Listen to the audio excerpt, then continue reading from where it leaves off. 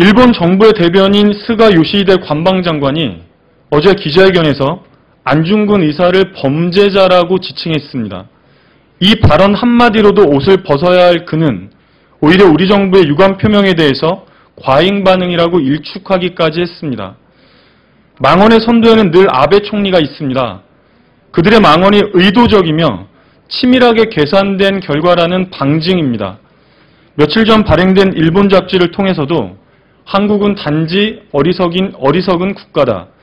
박 대통령이 일본과 대립각을 세우는 것은 곁에 간신이 있기 때문이라고까지 했습니다. 여기서 간신은 윤병세 외교부 장관을 일컫는다고 합니다. 지난 역사를 모두 부정하고 동북아의 평화를 훼손하는 일본의 모든 극우 망동은 즉각 중단되어야 합니다. 강력히 규탄합니다.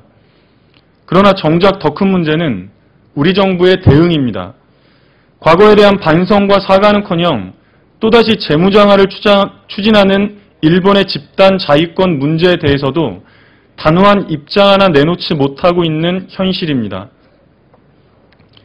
김기현 외교부 1차관은 며칠 전에도 집단적 자위권은 어려운 형국이라며 일본 국내 문제이기 때문에 제어할 방법이 없다는 것이 엄연한 사실이라고 했습니다. 심지어는 갖고 있느냐는 논란의 대상이 아니고 행사하느냐가 문제라는 말까지 했습니다. 이것이야말로 명백한 망언입니다. 일본이 실행하지도 않을 법을 만들고 있다는 말입니까? 대체 어느 나라 입장을 대변하는 외교부인지 모를 일입니다. 이 모든 사태 앞에도 역시 박근혜 대통령이 있습니다. 거듭되는 망언들 속에 느닷없이 한중일 공동 역사 교과서를 집필하자고 제안했습니다. 지난 15일 한일협력위원회 50주년 메시지에서는 미래지향적 관계를 발전시키자는 유화 제스처를 내놨습니다. 도대체 그토록 강조했던 외교관계 원칙과 격이 무엇인가 우리 국민들이 의아해하고 있습니다. 국가기록원은 어제 일제 식민지 시기 피해자 명부에 대한 분석 결과를 공개했습니다. 3.1운동, 관동 대지진, 강제징용자에 대해 새롭게 밝혀진 자료들입니다.